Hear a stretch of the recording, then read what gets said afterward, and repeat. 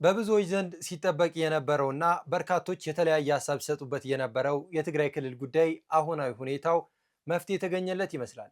እንደምናውቀው በትግራይ ክልል ጊዜያዊ አስተዳደር ፕሬዝዳንት ሌተናል ጀነራል ታደሰ ወረደ የስልጣን ዘመናቸው ማብቃቱን ተከትሎ እሳቸውን ማን ይተካቸዋል ወይንስ ደግሞ እሳቸው ይቀጥላሉ የሚለው የበርካቶች ጥያቄ ነበረ። ከዚህ ጋር ተያይዞ እንግዲህ በአዲስ አበባ አዲስ እየተደራጀ የነበረ ከህወሓት የወጡ የቀድሞ የህወሓት አመራሮች አዳዲስ ቡድን የራሳቸውን ሰው ለመሾም ሽር ጉድ ሲሉ ነበረ።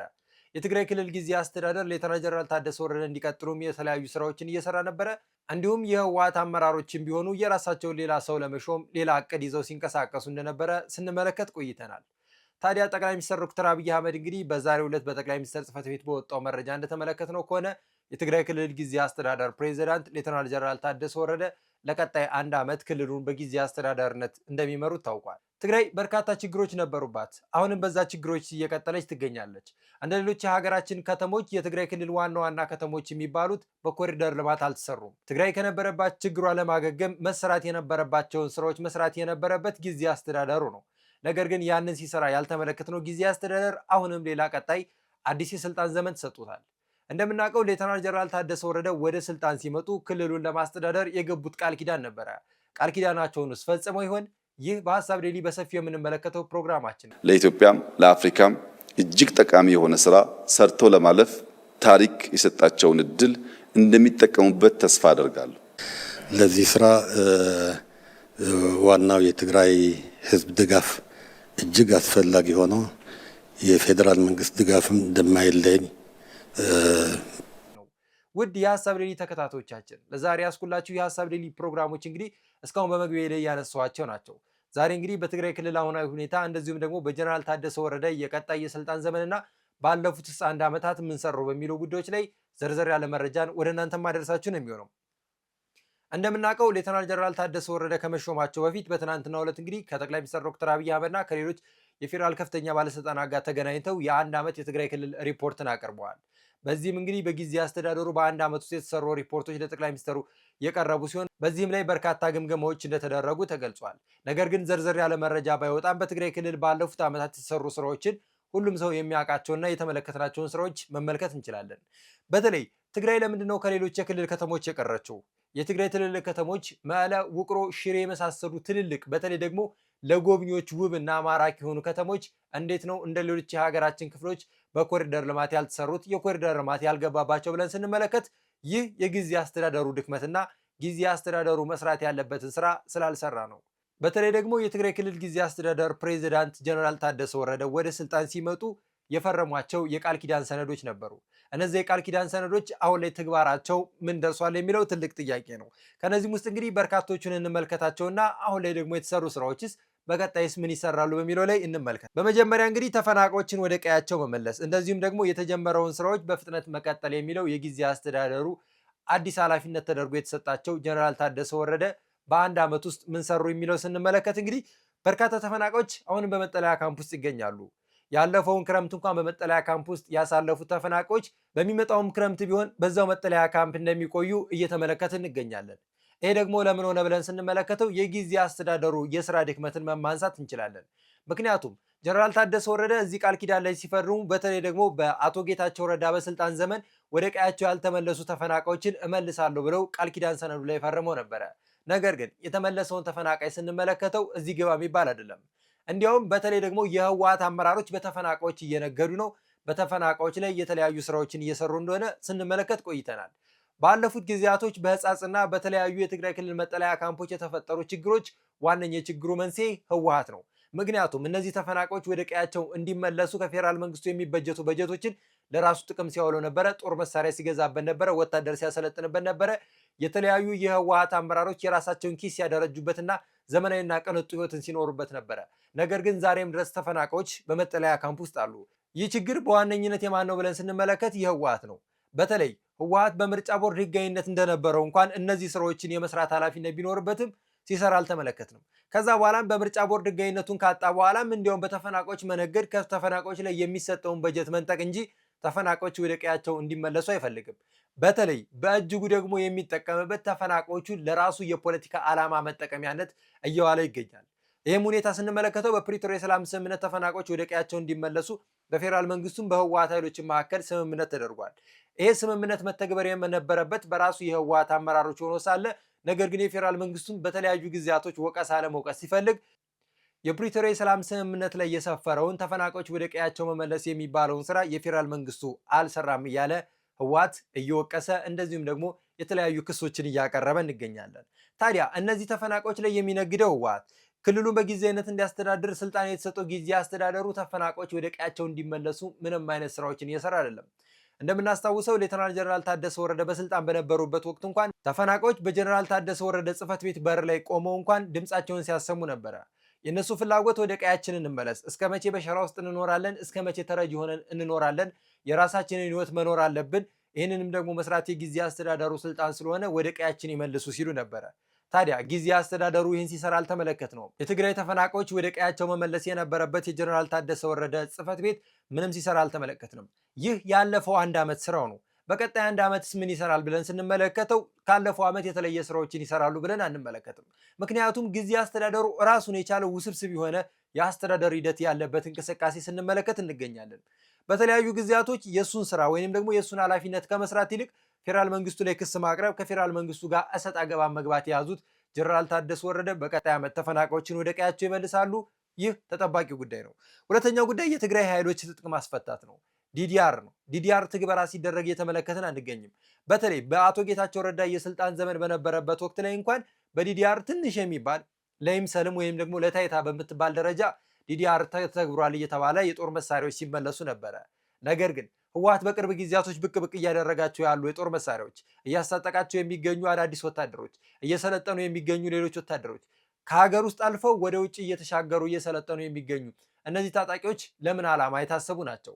ጊዜ አስተዳደሩ ክልሉን በኃላፊነት ማስተዳደር እንዳለበት ይታወቃል። ይህን ስልጣኑ በመጠቀም ደግሞ በተለይ ደግሞ የህወሓት አመራሮች የሚሰሩትን ስራ አይ ማለት ነበረበት። ነገር ግን የህወሓት አመራሮች የሚሰሩትን ስራ ከመደገፍ ከማበረታታት የተለየ ምንም ሲሰራ አንመለከትም። ምክንያቱም በዲዲአር ትግበራ በትግራይ ክልል የሚገኙ ታጣቂ ኃይሎች ወደ ቀድሞ ኑሯቸው መመለስ ሲኖርባቸው ለሌላ ለአዲስ ጦርነት እየተዘጋጁ እንደሆነ እየተመለከትነው እንገኛለን። በተለይ በህወሓት አመራሮች የራስ ፍላጎት ምክንያት የጊዜ አስተዳደሩን በመጠምዘዝ ጊዜ አስተዳደሩ ከህወሓት ጎን ቆሞ እነዚህ ታጣቂ ኃይሎችን ለሌላ ጦርነት ዝግጅት ላይ ይገኛል። የጊዜ አስተዳደሩ ስላ እነዚህ ብቻ አይደሉም። ከታጣቂዎችም ጎን ለጎን ጦር መሳሪያዎችን ማስመለስ፣ በተለይ ደግሞ ከባድ የሚባሉ ጦር መሳሪያዎችን ለመከላከያ ሰራዊት መስጠት ሲኖርበት እነዚህንም ሲያደርግ አንመለከትም። ከዲዲአር ትግበራ አንዱ እንግዲህ ትጥቅ መፍታት እንደመሆኑ አንጻር ትጥቅ እየፈቱ ያሉ ታጣቂ ኃይሎች ሳይሆን እየተመለከትን ያለነው አዳዲስ ትጥቅ እየታጠቁ ያሉ አዳዲስ ስልጠና እየወሰዱ ያሉትና አዳዲስ የጦር መሳሪያ እንቅስቃሴዎችን ነው የምንመለከተው። ይህም በፌዴራል መንግስቱ እውቅና ሳይኖረው በተለይ ደግሞ ህወሓት ህጋዊነቱን ካጣ በኋላ በማን አለብኝነትና በራስ ፍላጎት አሁንም ቢሆን ክልሉን በበላይነት እየመራውና ክልሉን በማን አለብኝነት እያስተዳደረው ይገኛል።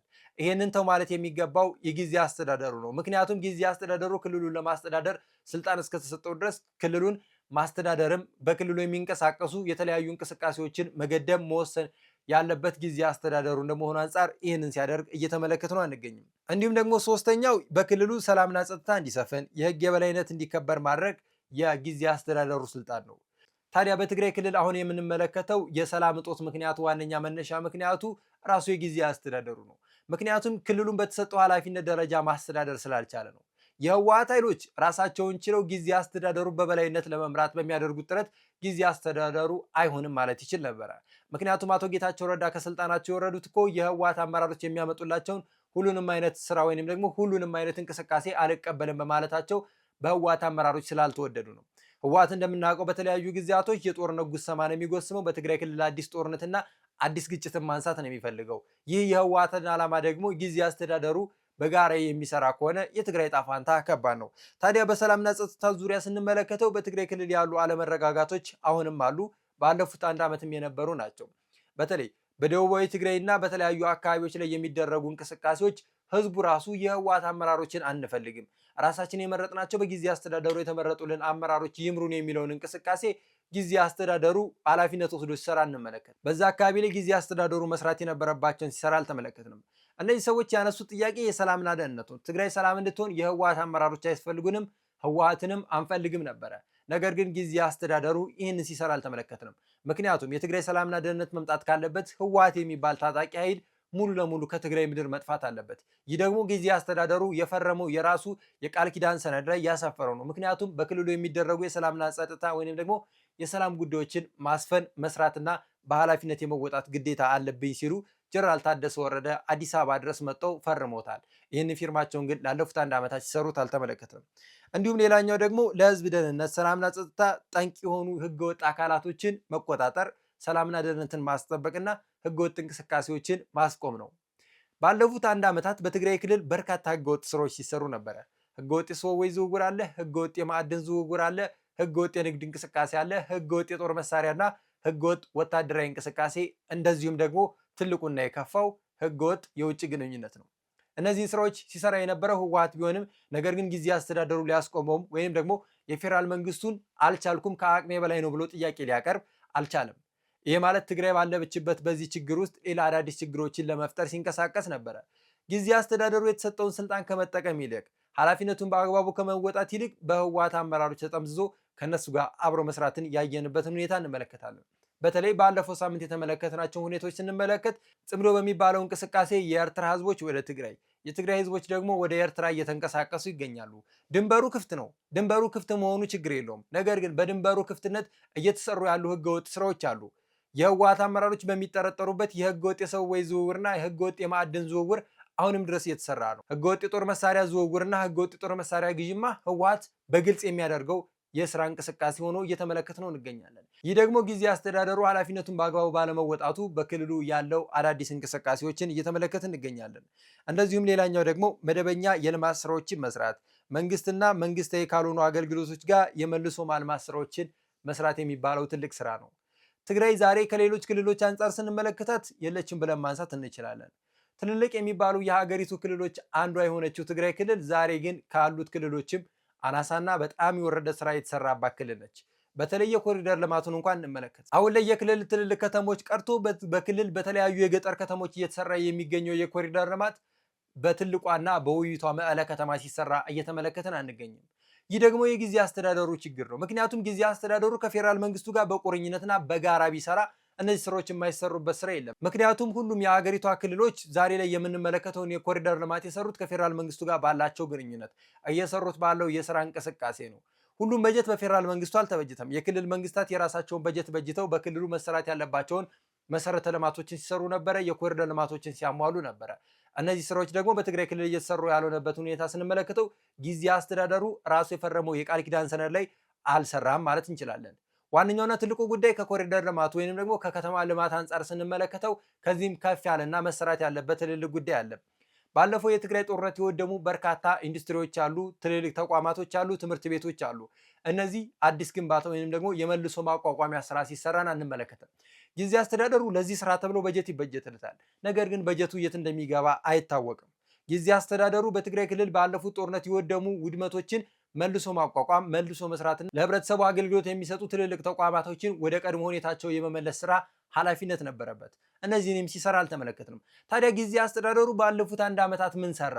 ባለፉት 1 ዓመታትስ የፈረመውን ቃል ኪዳን ለምን ተግባራዊ አላደረገም የሚለው ትልቅ ጥያቄ ነው። ጀነራል ታደሰ ወረደ ባለፉት 1 ዓመታት መስራት ያለባቸው እነዚህ ስራዎችን አልሰሩም። ታዲያ በቀጣይ ዓመትስ ምን ይሰራሉ የሚለው ትልቅ ጥያቄ ነው። ምክንያቱም በነበራቸው የስልጣን ዘመን ያልሰሩትን ስራ በቀጣይ በሚመጣው የስልጣን ዘመናቸው ይሰሩታል የሚል ተስፋ የለንም።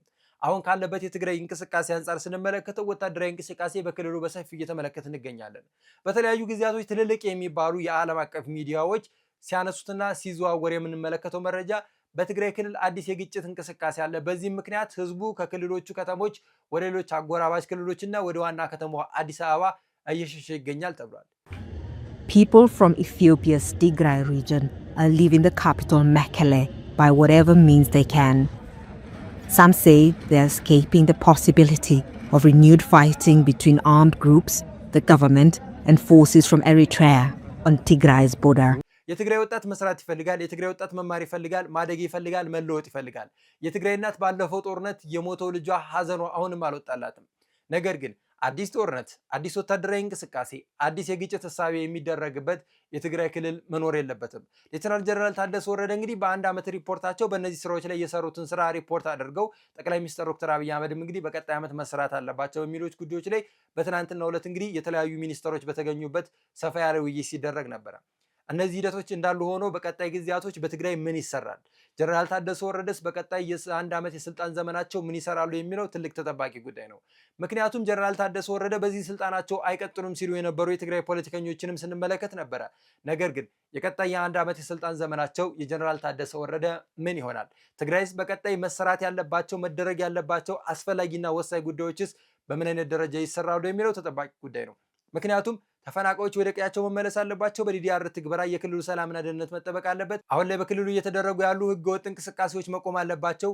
ህጋዊ እንቅስቃሴ መደረግ አለባቸው። ከጎረቤት ሀገራት ጋር የሚደረጉ ያልተገቡ እንቅስቃሴዎች መቆም አለባቸው። ይህ ኃላፊነት የጊዜ አስተዳደሩ ነው። በቀጣይ አንድ ዓመታት ደግሞ መስራት ያለበት እነዚህን ስራዎችን ነው። ተፈናቃዮች ወደ ቀያቸው ተመለሱ ማለት የትግራይ ሰላምና ደህንነት ይረጋገጣል፣ በትግራይ ልማት ይመጣል፣ በትግራይ እድገት ይመጣል። በትግራይ አሁን ላይ ከተረጂነት ወጥተው ራሳቸውን የመቻል እንቅስቃሴ እንዲያደርጉ ያደርጋል። ይህም ሁኔታ በቀጣይ ቀናቶች በትግራይ ምን ይደረጋል፣ ምን ይፈጠራል የሚለው ትልቅ ጥያቄን ይፈጥራል። ምክንያቱም ጀነራል ታደሰ ወረደ በአንድ ዓመት ውስጥ የሰራውን ስራ ስንመለከተው ያን ያህልም እምብዛ አይደለም። ነገር ግን በቀጣይስ ምን ይሰራሉ የሚለው ተጠባቂ ጉዳይ ነው። ታዲያ ጀነራል ታደሰ ወረደ በቀጣይ የአንድ ዓመት የስልጣን ዘመናቸው ምን ይሰራሉ? ኃላፊነታቸውንስ በአግባቡ ይወጣሉ? በቀጣይስ ደግሞ በትግራይ ክልል ምን አይነት አዳዲስ ለውጦችና አዳዲስ የልማት እንቅስቃሴዎች፣ አዳዲስ ተስፋዎች እንመለከታለን የሚለው ትልቅ ተጠባቂ ጉዳይ ነው። በቀጣይ ቀናቶች ደግሞ በእነዚህ ሀሳቦች ላይ የተለያዩ ፕሮግራሞችን ወደ እናንተ ምናደርስ ነው የሚሆነው። ውድ የሀሳብ ዴይሊ ተከታታዮቻችን ለዛሬ ያስኩላችሁ የሀሳብ ዴይሊ ፕሮግራሜ ይህን ይመስል ነበረ። እናንተም እስከ ፕሮግራሜ ፍጻሜ አብራችሁን ስለቆያችሁ ከልብ እያመሰገኑ የሀሳብ ሚዲያ የዩቲዩብ ቻናል ሰብስክራይብ በማድረግ አብራችሁ እንድትሆኑ ከወዲሁ ጋበዝኩ። በቀጣይ ቀን በሌሎች መረጃዎች እስከመመለስ ደግሞ ቸር ቆዩ።